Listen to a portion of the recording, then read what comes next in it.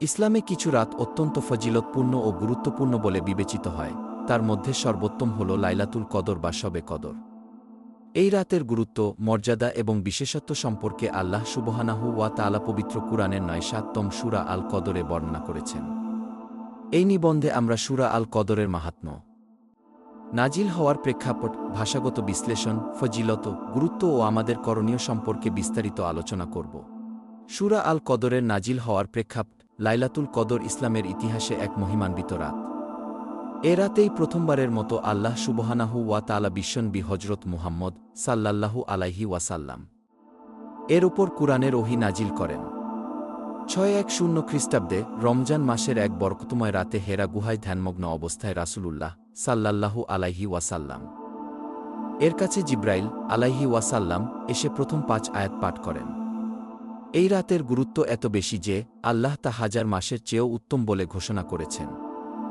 সূরা আল কদরের গুরুত্ব ও ফজিলত, হাজার মাসের চেয়ে উত্তম। আল্লাহ বলেছেন, লাইলাতুল কদর হাজার মাসের চেয়েও উত্তম। ৯-৭-৩ যদি আমরা এটি গণনা করি, তাহলে ১,০০০ মাস মানে প্রায় ৮-৩ বছর ৪ মাস। অর্থাৎ এক রাতের ইবাদতের সওয়াব পুরো জীবনের ইবাদতের চেয়েও বেশি। ফেরেশতাদের অবতরণ, এ রাতে ফেরেশতারা এবং প্রধান ফেরেশতা জিব্রাইল আলাইহি ওয়াসাল্লাম দুনিয়ায় নেমে আসেন এবং মানুষের জন্য কল্যাণ ও রহমতের দুয়ার খুলে দেন। সালামের রাত, এই রাতের শেষ পর্যন্ত শান্তি বিরাজ করে। অর্থাৎ এটি বরকতময়, রহমতময় ও নিরাপদ এক রাত, গুনাহ মাফের সুযোগ। রাসূলুল্লাহ সাল্লাল্লাহু আলাইহি ওয়াসাল্লাম বলেছেন, যে ব্যক্তি ঈমান ও ইখলাসের সঙ্গে লাইলাতুল কদরে ইবাদত করবে, তার পূর্বের সকল গুনাহ ক্ষমা করে দেওয়া হবে। বুখারী, মুসলিম। লাইলাতুল কদর কোন রাতে, নবী সাল্লাল্লাহু আলাইহি ওয়াসাল্লাম নিশ্চিত করে কোনো নির্দিষ্ট রাত বলেননি, তবে তিনি রমজানের শেষ দশকের বিজোড় রাতগুলোতে ২-১, ২-৩, ২-৫, ২-৭, ২-৯ শবে কদর সন্ধান করতে বলেছেন। অনেক হাদিসে ২-৭তম রজনীকে বেশি গুরুত্ব দেওয়া হয়েছে। লাইলাতুল কদরে করণীয় আমলসমূহ: ১. নফল নামাজ, এই রাতে যত বেশি সম্ভব তাহাজ্জুদ ও নফল নামাজ আদায় করা উচিত।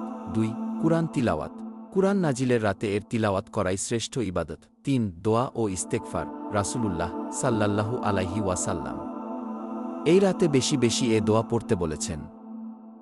উচ্চারণ: আল্লাহুম্মা ইন্নাকা আফুউন করিমুন তুহিব্বুল আফওয়া ফাফু আন্নি। অর্থ: হে আল্লাহ, তুমি ক্ষমাশীল, তুমি ক্ষমা করতে ভালোবাসো, অতএব আমাকে ক্ষমা করো। ৪. জিকির ও তাসবিহ, সুবহানাল্লাহ, আলহামদুলিল্লাহ, আল্লাহু আকবার ও লা ইলাহা ইল্লাল্লাহ বেশি বেশি বলা। ৫. দানশতাকা, গরিব দুঃখীদের সাহায্য করা এই রাতের বরকত অর্জনের উত্তম পন্থা। শবে কদরের লক্ষণসমূহ: শান্তিপূর্ণ রাত, এই রাতে বাতাস থাকে মৃদু, রাতের আবহাওয়া হয় মনোরম, সূর্য উদয় পরদিন সূর্য কিরণহীনভাবে কোমলভাবে উদিত হয়, আকাশে শান্তি, কোনো ঝড় বৃষ্টি, মেঘাচ্ছন্ন অবস্থা বা বিদ্যুৎ চমকানোর ঘটনা থাকে না। সূরা আল কদর ইসলামের ইতিহাসে অত্যন্ত গুরুত্বপূর্ণ একটি সূরা।